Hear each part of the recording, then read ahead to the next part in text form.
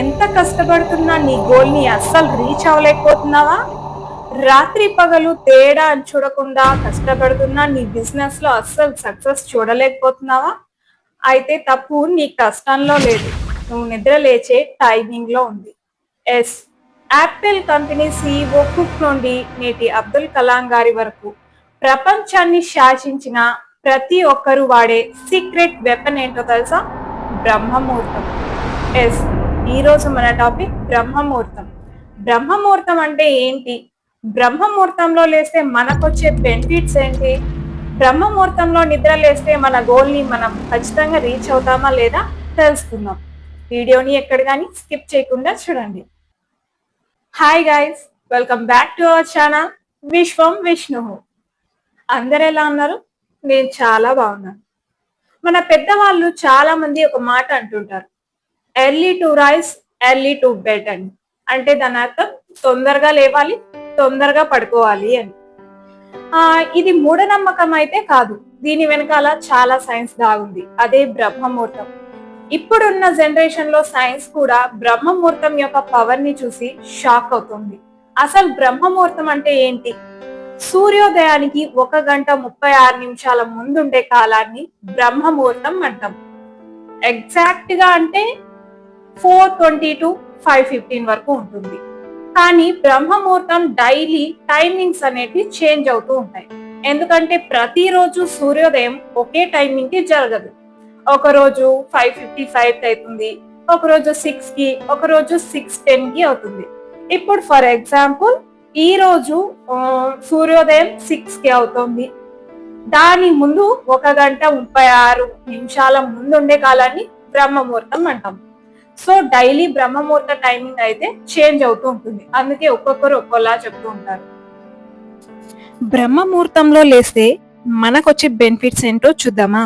First one, మొదటిది scientific reason. Atmosphere లో చాలా చేంజెస్ ఉంటాయి. పొద్దున్న వాతావరణంలో నాసెంట్ ఆక్సిజన్ లేదా ఓజోన్ శాతం చాలా ఎక్కువగా ఉంటుంది.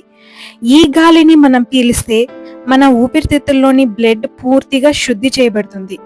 దీనివల్ల మన బ్రెయిన్ కి ఆక్సిజన్ లెవెల్స్ అనేటివి పెరిగి బ్రెయిన్ సెల్స్ అనేటివి చాలా యాక్టివ్ గా మారుతాయి.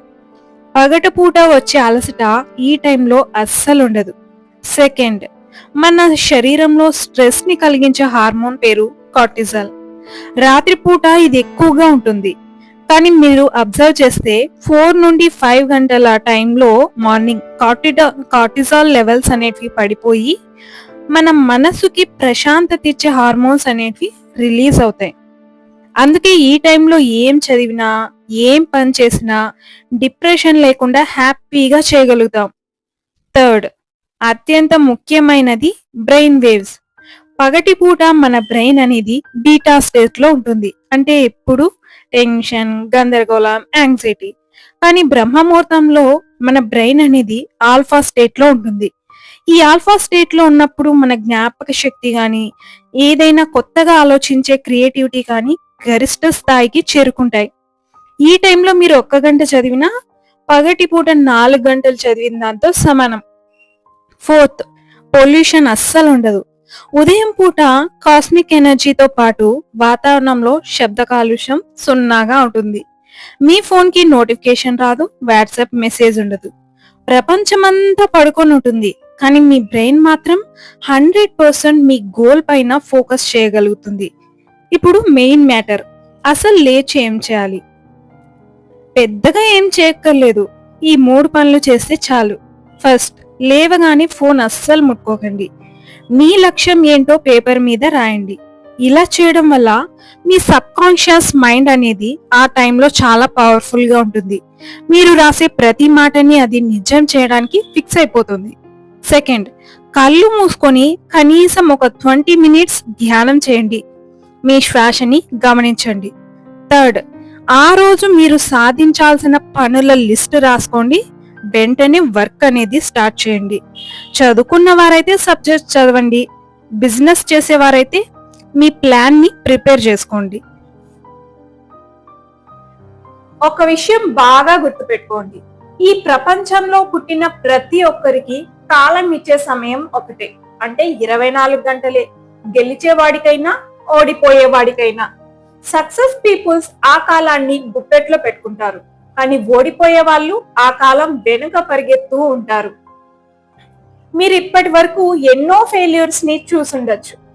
ఎంతో మంది మిమ్మల్ని చూసి అవమానించుండొచ్చు. మీ కళల్ని చూసి నవ్వుండొచ్చు. వాటన్నింటికి మీరు సమాధానం ఇవ్వాల్సిన పని లేదు. సమాధానం ఇవ్వాలి ఎలా? మీ సక్సెస్ తో. ఒక సాధారణ మనిషి సూర్యుడు వచ్చాక నిద్రలేస్తాడు, కానీ ఒక సక్సెస్ఫుల్ పర్సన్ మాత్రం సూర్యుడినే నిద్రలేస్తాడు. అదే సక్సెస్ఫుల్ పర్సన్ కి ఒక మామూలు మనిషికి ఉన్న వ్యత్యాసం అదే. బ్రహ్మ ముహూర్తంలో లేవడం అంటే బెడ్ నుంచి నిద్ర లేవడం కాదు, మీలో ఉన్న అసాధారణమైన ఎనర్జీని నిద్రలేపడం. ఈ విశ్వం మీకోసం అనంతమైన ఎనర్జీని దాచిపెట్టి ఉంచింది. దాన్ని మీరు అందుకోవడానికి సిద్ధంగా ఉన్నారా లేదా అనేదే మ్యాటర్. రేపటి నుంచి అలారం 4:30కి సెట్ చేయండి. ఒక 2 days చాలా కష్టంగా ఉంటుంది. తర్వాత మీరే లేస్తారు.